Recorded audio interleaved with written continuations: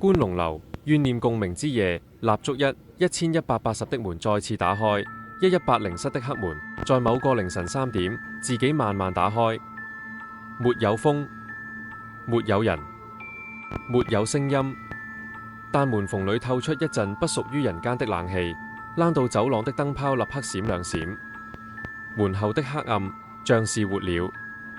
那晚開始，觀龍樓的住客陸續聽到牆入面有人行路，水管入面有人敲，天花板入面有人哭，電梯入面有人低聲叫鳴，而所有聲音都是從 F 座11樓傳下去。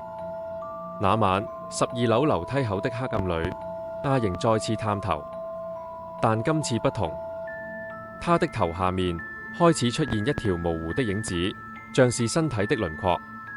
她的怨念開始凝聚，開始補回她失去的部分。她的頭慢慢滑出黑暗，滑到走廊中央。她第一次離開樓梯口，她第一次踏進觀龍樓的公共空間，她第一次真正出現。觀龍樓唔止一個死過人，多年來有人跳樓，有人在房間內自殺，有老人孤獨死，有人在走廊被打死，有人從天台失足跌落，有人在垃圾房被發現。觀龍樓是深水埗其中一棟死亡紀錄最多的舊樓，但以前他們全是散靈，沒有力量，沒有形態，沒有方向。直到阿瑩的怨念開始共鳴，1180室的黑門打開，像一個靈界入口，其他靈體開始被吸引、被喚醒、被拉近，他們開始聚集在 F 座，開始聚集在11樓，開始聚集在1180。當晚住客報警，但警察上到樓，全部聽到有人在牆裏敲，有人在樓梯口叫，有人在天花板走，有人在電梯頂爬，但沒有人。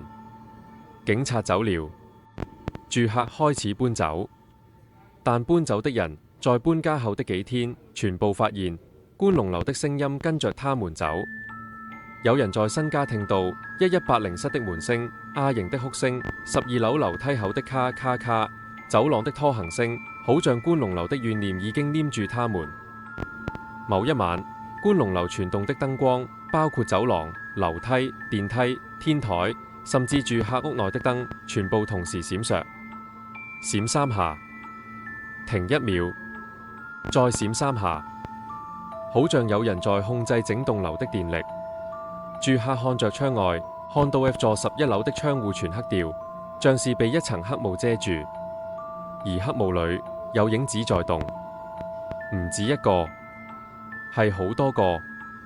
那晚有住客看見阿瑩的頭從走廊滑過，她不再是浮在半空中，而是像是有身體拖着她。她的頭髮濕了，像是被人拖過地面。她的眼白變得更白，沒有瞳孔，但看起來很準。她在走廊逐間門看，好像在找某個人。有人聽到她說：回來，我未完，你欠我凌晨3點33分。觀龍樓全棟的門，包括住客屋內的房門、廚房門、廁所門，全部同時啪一聲打開。沒有風，沒有人，沒有理由，所有門都打開。住客開始尖叫、逃跑、報警，但走廊裏已經無法走，因為走廊裏全是影子，影子在地面爬，影子在牆壁上走動，影子在天花板倒吊，影子聚集在電梯門後，而所有影子的中心點是 F 座11樓，第1180條是亞英。第二日，觀龍樓被封，政府說是結構問題，但住客知道不是，因為封樓前最後一刻，有人影到1180室的黑門後面有一張臉慢慢浮出來，不是亞瑩，係另一個女人，在後面有第3個、第4個、第5個，全都是觀龍樓死過的人，全都在黑門後面，全部都望住鏡頭，全部都笑。封樓之後，附近街坊開始聽到晚上有人在觀龍街叫，有影子在天台走，有人在垃圾房哭，有人在停車場拖行，有人在後巷叫回自己名字。有人話觀龍樓唔再係一棟樓，它變成一個靈體聚集地，而亞型唔再係一個女鬼，它變成怨念核心。Hi JC，我叫阿列，今次係第一次用文字講下自己嘅個案。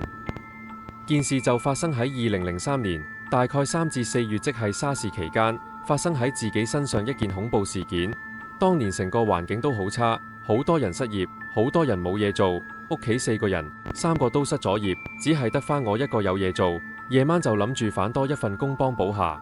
當時揾到荔枝角工業區工業大廈喺嗰度做啲倉務員，返夜晚7點到凌晨3點鐘，時間上都 OK 嘅。但係當我返工第2晚就發生咗件恐怖事件。當時我仲未習慣通宵工作，所以我精神都唔太夠，做到大概凌晨1點鐘左右。當時超過8至9個人喺度工作，個個都係度分貨上板等啲貨上車嘅時候，我就見到一個戴住好似醫生面罩、好高大中年男人就坐喺貨上面。其實呢批貨全部都係啲好貴嘅玻璃物料，一定唔可以坐上去。加上我係第2晚返工，都唔知道呢位戴住面罩嘅男人其實係邊位。又因為當時睇場主任都好似睇唔到，所以我就唔敢出聲多事。但係再過多一陣，最恐怖嘅事就發生啦。我見住呢一位戴住面罩好高大嘅中年男人由坐突然間變企起身。當時呢批貨仲未上貨車，而佢就企咗喺批貨上面做出一個吊頸嘅動作。就喺呢一刻，我嘅同事就將呢批貨就搬咗上貨車上邊。當時呢個人仲係懸吊在空中，而佢隻腳就不停喺度喐動。問佢哋有冇人跟住，佢哋話完全冇見到。我心知唔妙，叫佢哋踩到最快。到市中心燈光多啲嗰陣，我後面2個朋友突然大叫我小心，話我差啲撞到人。我前面乜都冇，連影都冇。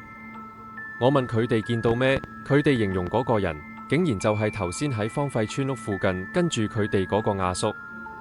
我講返我見到嘅3個人對口供嗰刻，成個心好似俾人揸住咁，驚到腳都軟。最後我哋用最快速度踩返屋企，但返到去之後，3個人全部病咗成個禮拜，發燒、頭痛、冇力，好似俾人抽咗暈咁。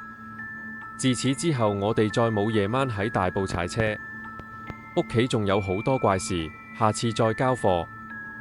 師你好，我想同大家分享一下自己親身經歷。其實呢件事情就發生我仔仔大約1歲嘅時候，嗰陣時佢啱啱先學行，亦都開始識得講單字，只不過就唔係講得好流利，但係最基本已經識得叫媽媽啦。有一日我老公去咗朋友屋企，所以屋企就剩低我和仔仔同埋屋企隻狗。仔仔又開始喺客廳嗰度亂咁跑，我有啲唔係咁耐煩，就走過去一手抱起佢，叫佢坐定定，唔好亂跑，好易碰親。但係抱起佢嗰一刻，我發現仔仔嘅眼神同埋表情好古怪，望起上嚟好似好驚咁噃，而且佢眼定定咁望住同一個方向。我就輕輕拍下佢背脊，問佢做乜嘢啊？唔使驚嘅喎，媽媽喺度啊。點知仔仔突然之間好細聲開口講姐姐。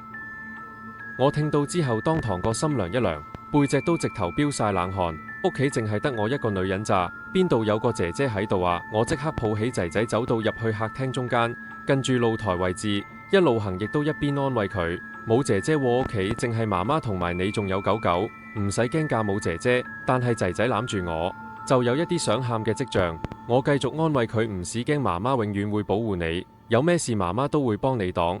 點知仔仔突然之間擰過頭望住露台嗰個方向，佢講姐姐姐姐喺嗰度。呢一句說話就嚇到我個腦當堂一片空白。我望住露台，佢話有姐姐，但係我乜都見唔到。仔仔嘅表情好認真，完全唔似講大話。啱啱識得學講嘢，行都未行得穩嘅細路，又點會講大話？我即刻驚到唔知點算好，諗都唔諗就拎起個電話同埋鎖匙，再帶隻狗仔同仔仔一齊衝出去門口，喺街上面流離浪蕩會更加安全。深夜時分，我心諗一路喺條街嗰度蕩唔係路波，所以就試下返屋企睇下會唔會仲有啲乜嘢。不過幸好返到去亦都好似冇乜事發生。去到第2日我就去買咗一啲金銀衣紙，就喺屋企嗰度附近燒啦。一路燒就一路同嗰個靈體講，我知道啦，你應該會收到㗎。我求你唔好再騷擾我個仔。佢仲細，而自此之後一段時間屋企都算幾安靜。我以為件事應該都 OK 咗啦，點知過咗幾晚，我喺梳化嗰度織緊冷衫而面向住電視機，但係當時電視機係冇開，所以熒幕梗係黑紋紋啦，就好似一塊灰色嘅鏡咁樣影住自己。但係突然之間我成個人唔識喐波，就好似俾人點咗穴一樣。我淨係眼定定咁樣望住電視熒幕倒影，居然見到喺入邊有一個長頭髮，佢頭髮打晒圈女仔就坐咗喺度，眼金金望住我。當其時我幾驚啊！我已經成身喐唔到㗎，甚至乎連呼吸都開始困難，而且突然之間我耳邊聽得好清楚好近咁樣一聲嘆氣，哎，依一下我驚到差唔多喊出嚟。而同一時間我老公就喺房嗰度走出嚟，佢同我講話，搞咩啊，咁夜啦仲唔瞓，快啲返入房瞓啦。講完之後就咁樣行咗去廁所，而我心諗老公出嚟，我應該可以喐返啩。我依然保持住原來嘅姿勢，仲係硬晒咁樣坐咗喺度。而老公去完廁所行返出嚟，見到我繼續坐喺度唔理佢，就老公開始有啲不滿，喂，我同你講嘢啊，點解唔理我㗎？之後佢就唔理我走咗入房。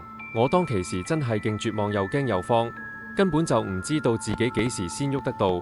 過咗一陣間之後，老公就惡死能登咁衝出嚟，見到我依然係坐喺度喐都唔喐，喺我左手邊用力推咗一下，就係佢推咗下啦，我先至突然之間喐得返。眼淚即刻控制唔到咁飆出嚟，直接衝過去箍晒老公，之後將頭先所見到嘅事情一五一十全部講俾老公聽。當其時我個腦完全亂晒，講啲嘢可能就係九唔搭八，完全唔知點算好。而我覺得依個靈體一定係唔知想要啲乜，所以先至一直纏住我哋死，之後都唔知點算。希望唔好有後續嘅事情發生啦。JC 又係我嚟自深圳嘅聽眾 Sammy 啦。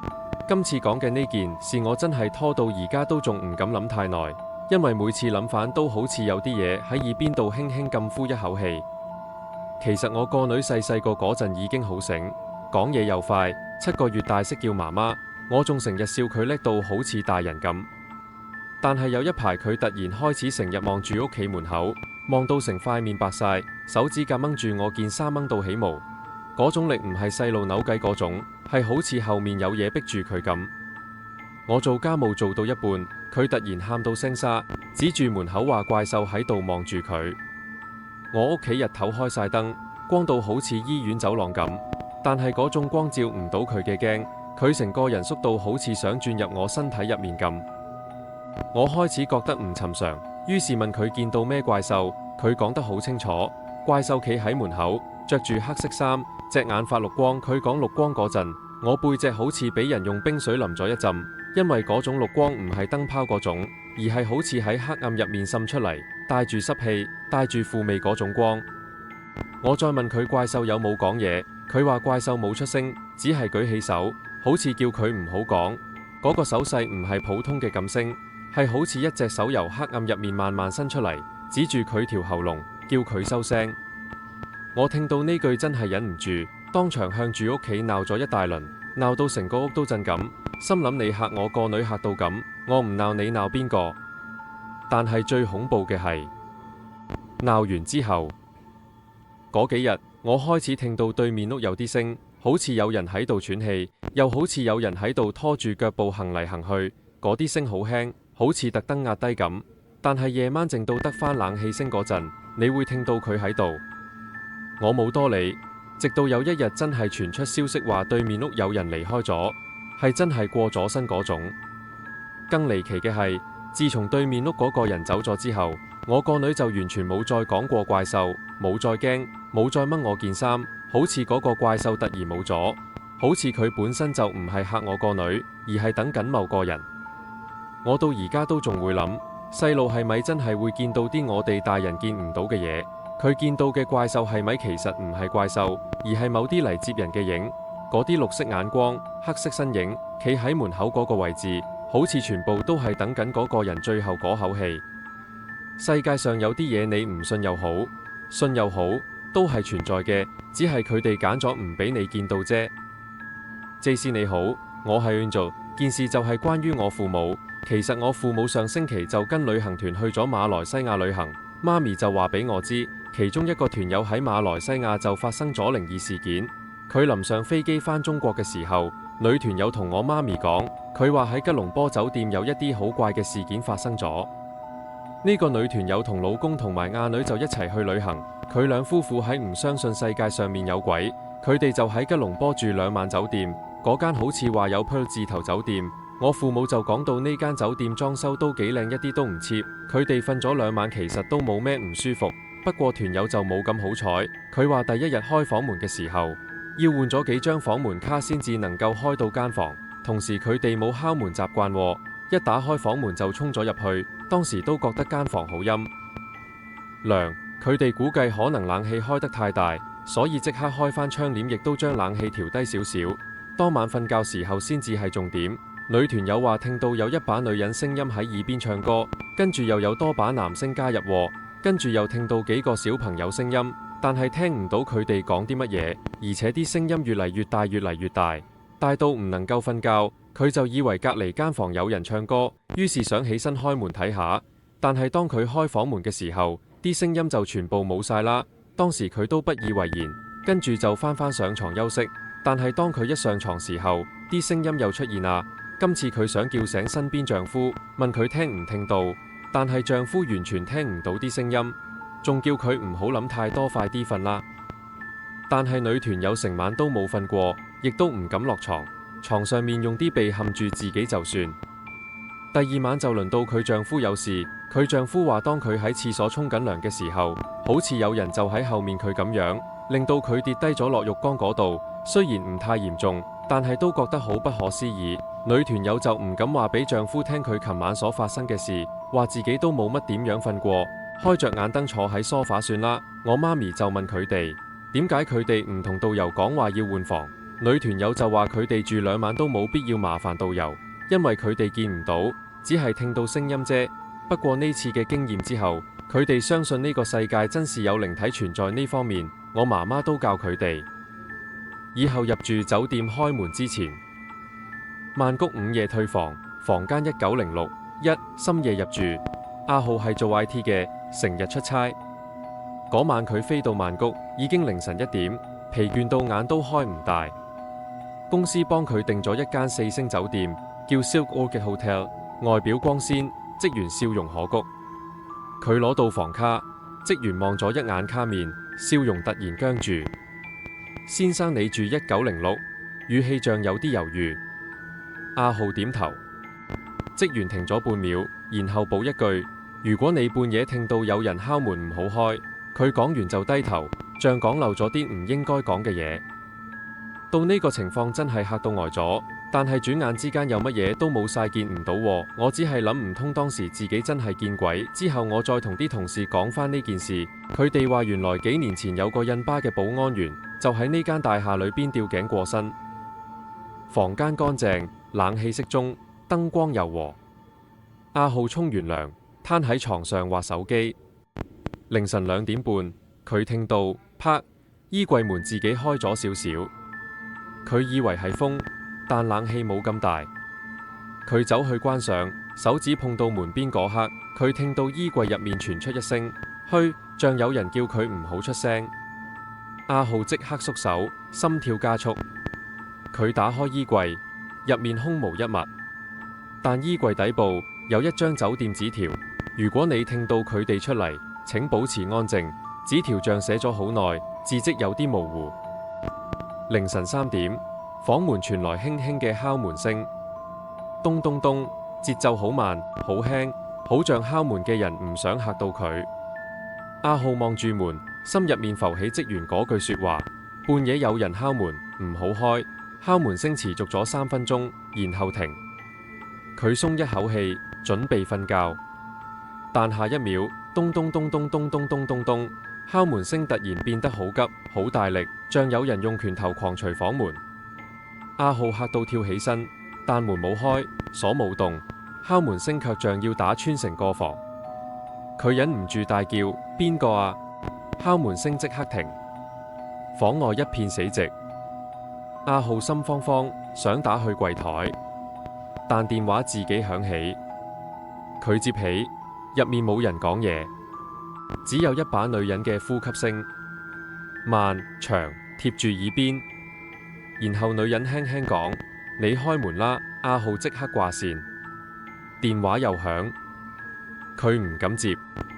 電話第3次響，佢忍唔住接起，想鬧返去，但入面唔再係女人聲，而係酒店職員嘅聲音：先生，你住1906，請你即刻離開房間，唔好開門，唔好講嘢，唔好回頭。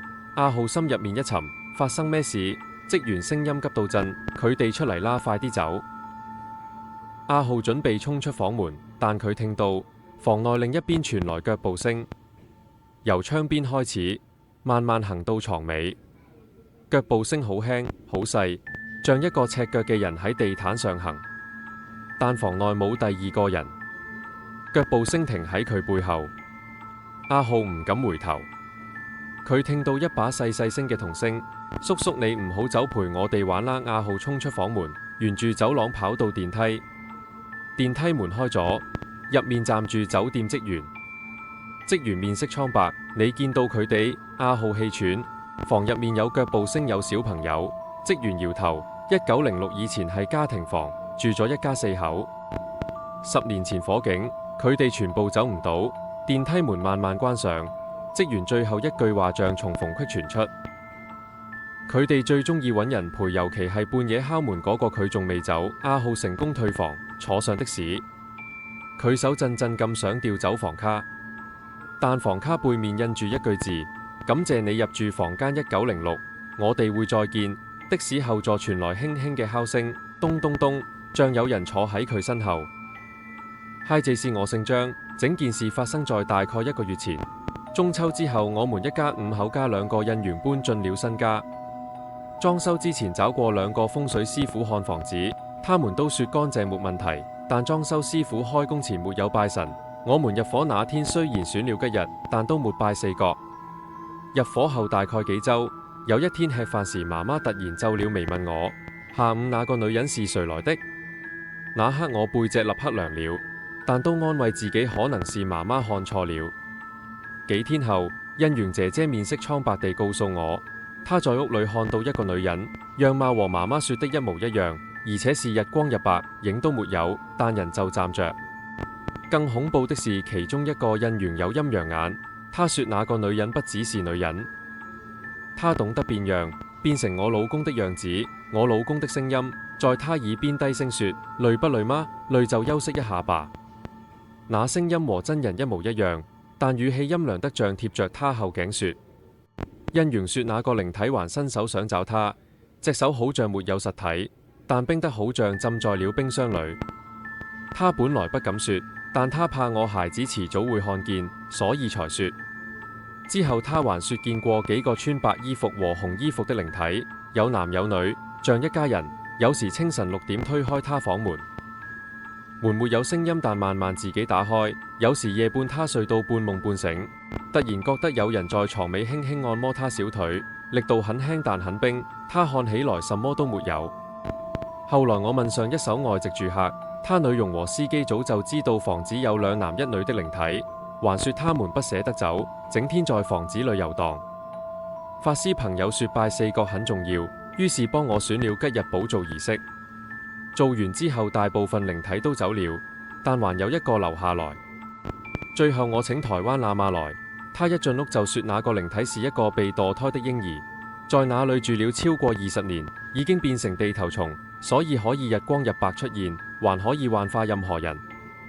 喇嘛幫他誦經，叫他跟着去廟，但他竟然說要考慮。當晚印員半夜聽到他很慘的哭喊，聲音像一個小孩子，卻又帶着成年人的痛苦，像是在黑暗中掙扎。自從事件發生後，我每天都誠心念經回向給他們。過去1星期印員似乎沒再感應，希望他真的肯走。說到這裏，我真的想告訴大家，拜4角原來真的這麼重要。拜4角是什麼？廣東話深入解釋，拜4角其實是一個很古老的入伙儀式，目的是向房子的4方守護靈、地基主、附近的無形眾生打招呼，跟他們說：我們搬進來吧，請多多包涵，也希望大家和平共處。這個儀式不是迷信，而是一種禮貌、尊重、宣示主權。為什麼拜四角這麼重要？因為每一間屋，不論新樓舊樓，都有氣場。有些是自然形成，有些是前住客留下，有些是附近環境影響。拜四角的作用包括安撫地基主，通知無形眾生屋主已更換，避免靈體誤以為你係入侵者，穩定新屋氣場，保護屋內小朋友同老人家。你家發生的事，正是因為舊住客走了，但新住客沒有拜四角，使得那些靈體不知道屋主已經換了，還以為他們仍然是主人。火拜四角通常怎麼做？雖然每個師傅做法唔同，但大致包括四角上香、供奉清水、酒、米、鹽、宣讀入火文，告知新屋主姓名、家庭成員，請求保佑、和平共處。做完之後，房子的氣場會變得穩定，很多不尋常的事自然會減少。我係 Timmy， 今次第一次交課，想講返我媽咪7、8年前遇到嘅一件真實靈異事件。她本身是有點高齡，偶然會看到急着找房子的阿姨。她在那時候，我媽有個朋友，我叫她阿姨。她從外國回來香港，沒什麼親戚朋友，想找個地方住得近一點我們，很有照應。附近一些樓價比較便宜，地產就帶她去看一間抵到你不信的3層村屋。但我媽一聽到地址，心裏已經覺得不妥。因為他每次經過那個房子，都覺得窗裏有人看着他，但每次看回去又什麼都沒有。地產經紀的奇怪行為，去到門口，地產經紀只係指住個大門講：這房子比附近便宜很多，不過業主有個要求，初一15會回來上香。他自己開門進去，燒完香就走，不會上樓找住客，你們放心。說完，他就越走越遠，好像連影都不想被家裏沾到。媽咪心想：這不動產是知道什麼嗎？地下層濕黏黑暗，祖先上一踏進屋子，空氣立刻變得濕黏，像是進了一個沒人住多年的地庫。地下層黑得連日光都照不進，牆上掛滿一張張大照片，全是祖先照片。但最不舒服的是，每張照片的眼神都好像跟着你在動。媽媽已經覺得不對路，耳邊還傳來一些很輕很沙的聲音，好像有人在樓上說話，但語氣不像人類。阿姨靈感應，還說便宜哦，看看上面吧。媽咪唯有跟。女人2樓坐着的女人走到2樓，媽媽從眼角看到一個女人坐在牆邊，她沒有動，沒有說話，只是抬起頭，用一種你們不該來的眼神看着他們。媽媽假裝看不見，但心跳已經亂了。阿姨還很開心，這層幾大屋。媽媽想拉着她下回去，但阿姨已經走向3樓樓梯。3樓人聲愈來愈近，上3樓途中，那些說話聲突然變得清晰，好像有人在樓梯上等着他們，說着一句句聽不懂的話。阿姨行到一半突然停低，慢慢轉頭望住媽咪。此刻空氣突然變得很冷。媽媽低聲說：別上下去。阿姨面色變白，剛剛有人拍了我pat pat。媽媽立刻抓住她的手，兩個人幾乎是半跑的衝回地下。下到門口，媽媽回頭看多一片，3樓的黑暗中，好像有個男人影站在那裏，肩膀微微屈着，好像還想再伸手下來。蠟燭後話5個靈體，媽媽事後跟我說，那房子至少有5個靈體。2樓坐着的女人，3樓說話的2個，樓梯拍拍拍的大叔，還有一個他沒說，只說在地下層最陰處，沒有人住得長，沒有人捱得住。7、8年間，住客不停搬走，最短2、3個月，沒有人住得長，沒有人捱得住。J.C. 你好，我想提供一下髮型屋嘅靈異事件。呢間髮型屋其實喺尖沙咀一間分店，佢嘅地址其實就係 Hello Kitty 樓下嗰間。至於喺旺角總店就係彌敦道㗎。呢間鋪前身都係一間髮型屋，就叫海淘。其實經營咗好耐㗎啦，但係唔知點解忽然間冇做喎。事件就發生99年嘅，我同一班舊同事打咗上去旺角彌敦道，就諗住開型屋啦，所以就揾到呢間鋪位。佢哋同我哋講，呢個鋪位就好平租咁。其實我都覺得好奇怪，因為海淘做咗咁多年，地點又咁靚，點解唔做落去啦？好啦，於是我哋跟住就租咗呢個地方，成為咗呢間髮型屋嘅開荒牛。裡面有2層，其中一條通道就可以通到去2樓嘅。2樓有3間房，其中1間係休息室，同埋2樓就養咗1隻牧羊狗。有一次我生日，公司幾個同事就送咗一部新出嘅寶麗來嗰啲即影即有嘅相機，我哋即刻攞嚟玩，去影相啖樣㗎。我哋喺休息室3個女仔一齊喺度影相，等張相出嚟嘅時間，佢嘅影像就要慢慢咁樣滲出嚟㗎嘛。我哋忽然間見到呢張相嘅中間位置就好似走光啖樣，一個白摸摸嘅樣子出現咗，最初都睇唔清楚係乜嘢嚟。但係後來慢慢清晰嘅時間，喺我哋3個人前邊就見到有一個好似拉長咗透明嘅手阻擋住我哋上半身咁樣㗎，好恐怖。後來再睇清楚就確定知道真係一隻手嚟㗎。港鐵靈異地圖彩虹站，粉紅站台的微笑，夜深的彩虹站永遠有一種甜到反胃的味道，像棉花糖，卻又帶着一種冰冷的金屬感。末班車後，月台燈光會開始慢慢變粉紅色，不是燈壞，而是好像有一層薄薄的霧從燈罩裏滲出來。傳聞說，只要你聞到甜味，就代表它已經在你後面。它的身形小小的，頭大大的，耳朵圓圓，輪廓像 Hello Kitty， 但眼睛是2個空白的白圈，笑容是裂到耳邊的弧線。他會問你：你想永遠可愛嗎？如果你回答了，第2天你的臉會變成他的樣子。彩虹站的清潔工說，他們常在垃圾房看到粉紅色的影子飄過，但 CCTV 永遠拍不到。油麻地站，月台盡頭的白衣婆婆。油麻地站的月台盡頭有一盞永遠都不夠光的燈，光線像是被吸走。凌晨時段，有人看見一個白衣婆婆坐在最邊的長凳，背脊彎得像一條弧線。她永遠看着軌道，好像在等待什麼。最恐怖的不是她的模樣，而是她的影子。影子比她本人大2倍，而且影子的頭會慢慢抬起，看向你。婆婆會問：你回不回家？如果你回答回，影子會跟着你回家；如果你回答不回，婆婆會慢慢站起來，跟着你走。油麻地站的職員說，他們試過封鎖月台盡頭，但第2天封鎖線會自己斷開。太子站4號出口的倒影，太子站4號出口的鏡面反光有點奇怪。你走過時，倒影永遠慢你半秒，好像他在想着下一步要做什麼。有人說，倒影會突然比你笑，或比你先一步入閘。最恐怖的是，有人試過從鏡子中看到另一個自己站在月台另一邊，看着他，笑得很誇張。倒影的眼睛會慢慢變黑，像2個洞。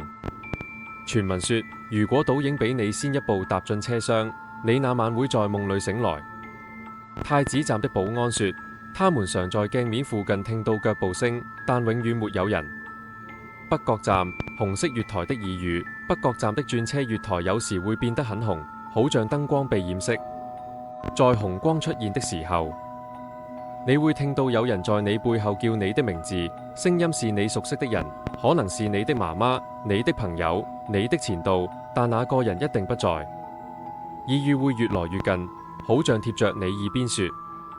有人說，如果你回頭，你會看到一張你熟悉的臉，但是沒有眼睛。北角站的站長說，他試過在凌晨巡站時聽到自己小時候媽媽的聲音叫他回家。你說的這段傳聞，在香港廣播界真的屬於殿堂級都市傳說，而且有跡可尋，但同時又充滿誇張、誤傳和戲劇化加工。以下我會用最清晰、最全面的方式幫你拆解整個故事，並指出哪些是有記錄，哪些是後人添加，哪些是推測。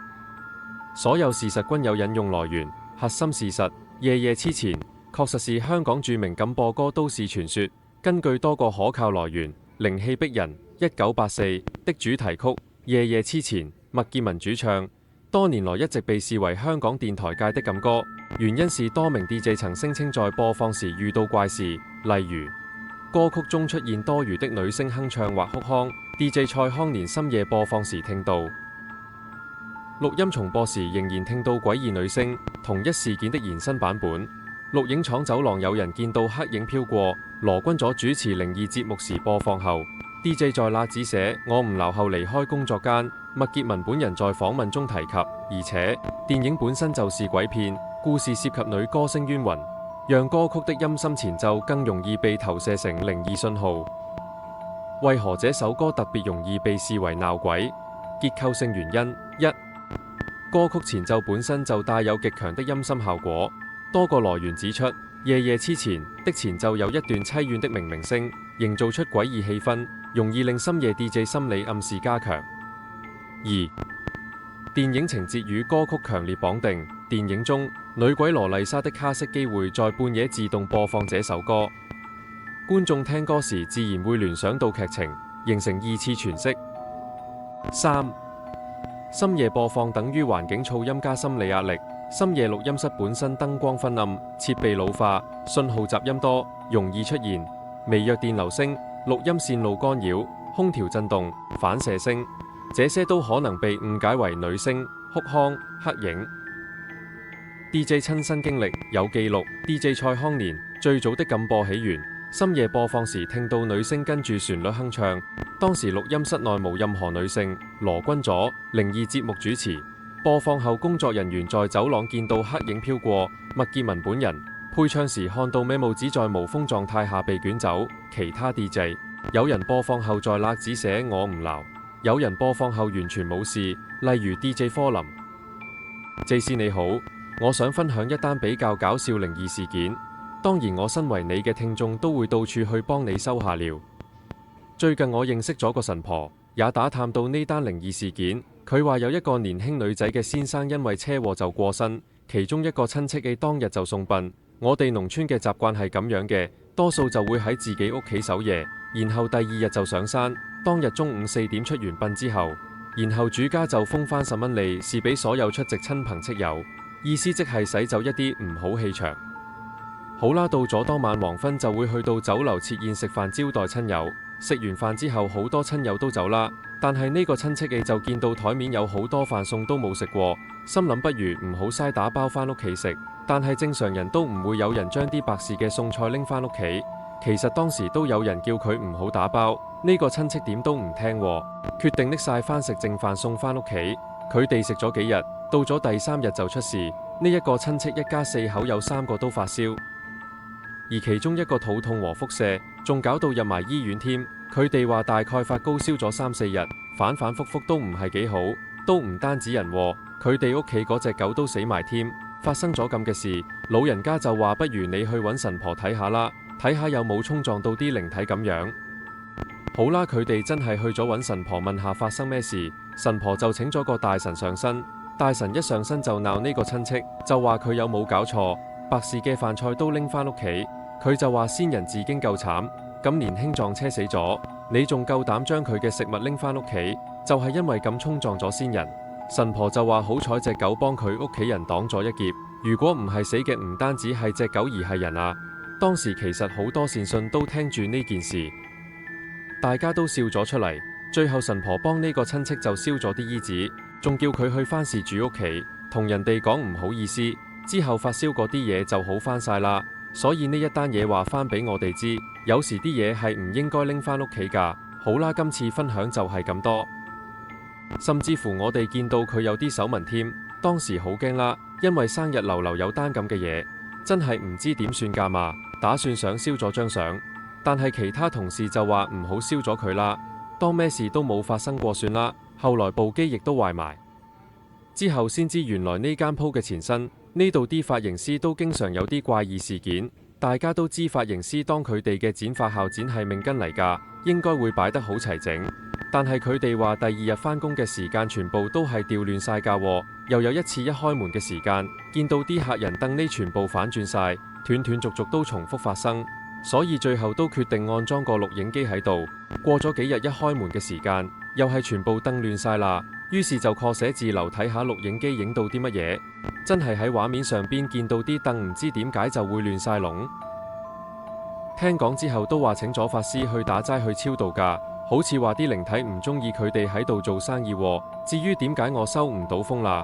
不過聽講以前呢間髮型屋嘅經理經常夜蒲完之後都會返公司瞓覺㗎，有一次佢話喺2樓瞓下嘅時間，見到樓梯口有個黑色嘅人企咗喺度喎。當時佢又驚唔敢走啦，於是縮埋一角等到個人影唔見咗先敢走咋。我哋估計呢個經理夜晚都會周不時帶啲女仔上去返去過夜㗎，可能咁樣得罪咗靈體，佢哋唔中意啦。所以我哋認為呢2間髮型屋，無論係尖沙咀同埋旺角都一樣咁猛㗎。鑽石山花園嘅失蹤牌位，幾年前我同我個女去鑽石山拜自己嘅先人，嗰日心諗，既然嚟到，不如順便拜埋一位過咗身嘅舊同事。但問題係，我完全唔知佢葬喺邊。我揾咗佢細佬，佢就傳咗張家姐影嘅相俾我，話個牌位喺鑽石山同一個位置。於是我哋喺鑽石山廣場搭小巴上去墳場。一下車，未行幾步，我同個女同一時間覺得頭痛。嗰種痛係突然無預兆，好似有人壓住你額頭咁。拜完自己先人，我哋就去揾舊同事嘅牌位。佢火化咗，灑咗灰，所以淨係得個牌俾家屬拜祭。根據水牌嘅號碼，我哋好肯定佢喺花園入面。但奇怪嘅嘢就開始喺呢度發生。我哋行咗1個圈、2個圈、3個圈，逐個號碼睇，逐塊牌位望，甚至攞埋佢家姐影嘅相對背景，都係揾唔到。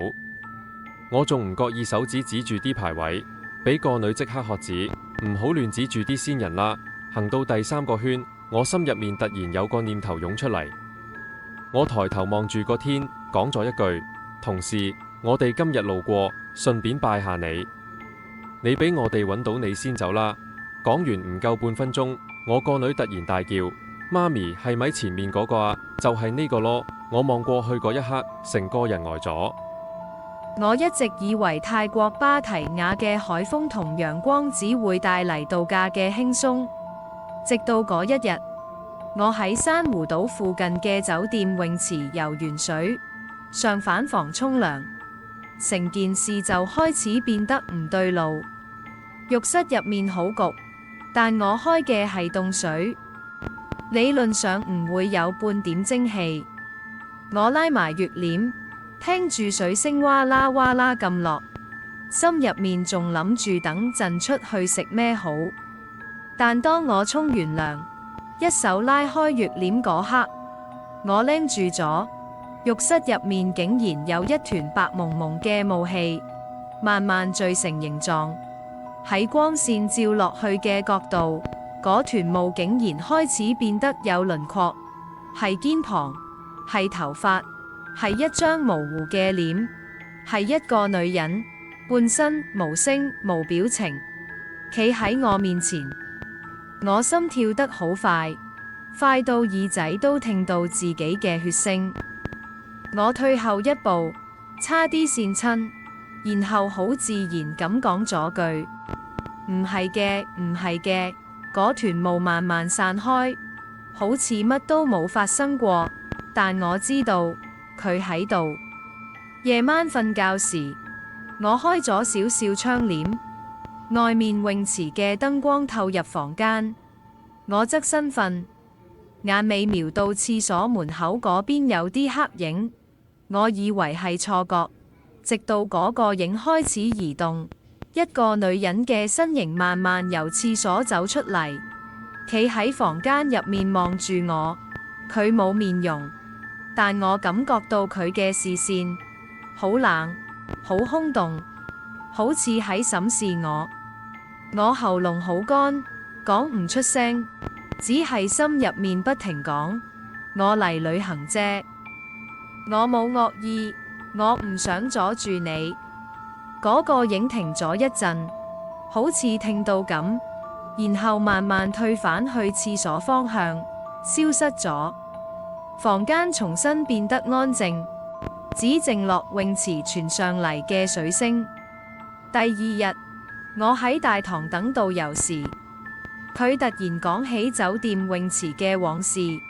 好多年前，有個女泳客喺嗰度溺斃，我背脊即刻起晒雞皮。我落過泳池，我房間窗簾打開直望泳池。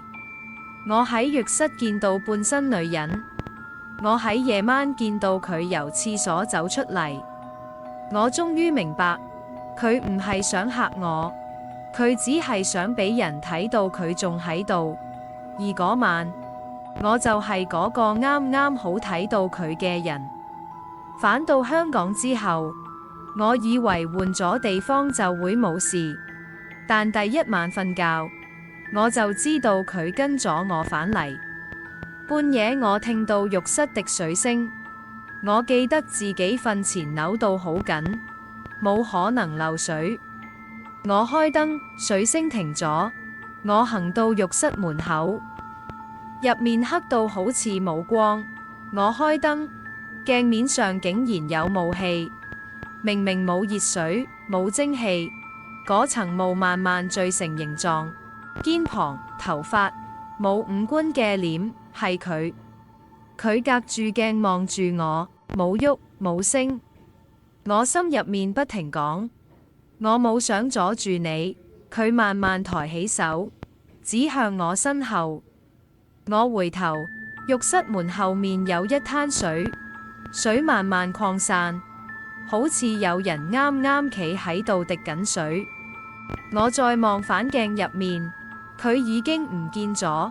但水仲喺度，嗰刻我終於明白，佢唔係淨係想俾人睇到佢仲喺度，佢係想跟住我，因為喺泳池嗰一刻，佢終於揾到一個睇到佢嘅人，而我就係嗰個人。我叫 J， 今次交貨係我10幾歲，大概2001年夏天遇到嘅真實靈異事件。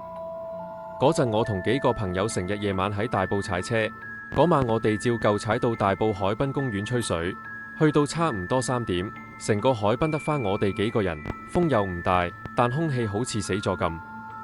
準備返屋企嗰陣，我哋經大埔工業村走，踩到個 T 字路口，突然間有陣陰風好似由地下湧上嚟，直撲我胸口，凍到好似有人用冰手合住我背脊，成身雞皮起到痛。我即刻停車問2個朋友有冇感覺到，佢哋面色即刻變白，話好唔對路，叫我唔好講住，快啲走。我哋踩過一間荒廢咗好耐嘅村屋，窗全部爛晒，門半開半合，好似有人喺入面望住我哋。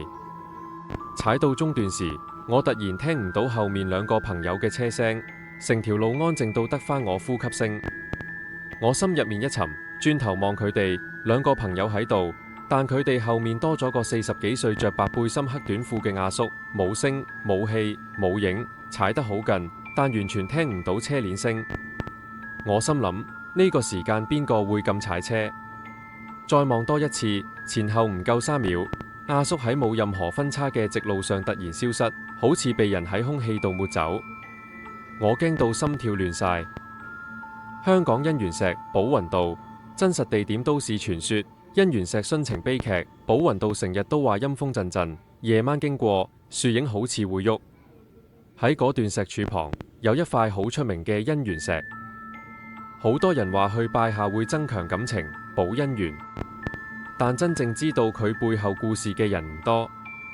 相傳戰前有個富家少爺愛上咗一位風塵女子，2個世界2種身份，注定唔會俾人接受。少爺屋企極力反對，甚至用盡方法拆散佢哋，威脅、監視、逼遷樣樣都做得出。但2個人死心塌地，寧願放棄一切，都唔肯分開。最後，佢哋約咗喺寶雲道石柱旁見面。嗰晚山上起霧，路燈黃到好似隨時會熄。2個人抱住對方，好似抓住最後一口氣。佢哋知道再見面已經唔可能，於是喺嗰塊石岩前，2個人選擇一齊殉情。第2日，路人發現佢哋嘅遺體仍然緊緊相擁，好似死咗都唔肯放手。自此，嗰塊石岩就俾人叫做姻緣石。但佢之所以靈驗，後人話唔係因為保佑愛情，而係因為怨氣太深，化成力量。有人話情侶去到嗰度會突然心跳加速，手心出汗，好似俾人釘住。有人影相時，背後會多咗個模糊影子。仲有人話夜晚經過時，會聽到一把女人嘅哭聲，唔係悲傷，係唔肯放手姻緣石，從來都唔係祝福愛情嘅地方。我想同大家分享一個新嘅恐怖故事概念。呢個唔係普通都市傳說，而係一段黐住人嘅靈異經歷。主角係跑夜更多年嘅史司機劉師傅，喺凌晨2點17分遇到嘅嗰個唔係人嘅乘客。嗰晚，劉師傅喺灣仔道口見到一個女人，好似由霧入面慢慢行出嚟，件長裙濕到滴水，頭髮貼晒面，只見到一截死白嘅下巴。佢開口嗰陣，聲音輕到好似喺耳邊漏氣。去寶雲道。車一路上山，但車內越嚟越凍，凍到好似有人喺後座度呼氣。倒後鏡入面完全冇佢嘅影，但佢明明就坐喺度。去到舊石橋附近，路燈不停閃，閃一次，周圍就跳格一次，樹影突然密咗，山形拉長咗，空氣入面有股濃到怪嘅泥味。呢啲全部都係陰界交疊點啟動嘅徵兆。女人突然喺後座消失，但個座位濕到好似有人喺度滴血。佢企咗喺車外，慢慢轉身，露出兩隻灰白冇瞳孔嘅眼。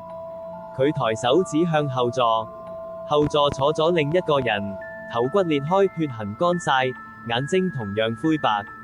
佢起身嗰陣，身體好似俾水拉扯住咁扭曲。女人輕輕講咗一句：你到咗。第二朝，的士俾人發現停喺路邊，司機位空晒。行車記錄顯示旅程由2點17分到2點17分，冇距離冇速度，好似架車根本冇喐過。3日後，另一個司機喺寶雲道附近載到一個低頭嘅乘客，倒後鏡入面嗰張臉係劉師傅，佢雙眼已經變成灰白，只講咗一句：我仲未行完。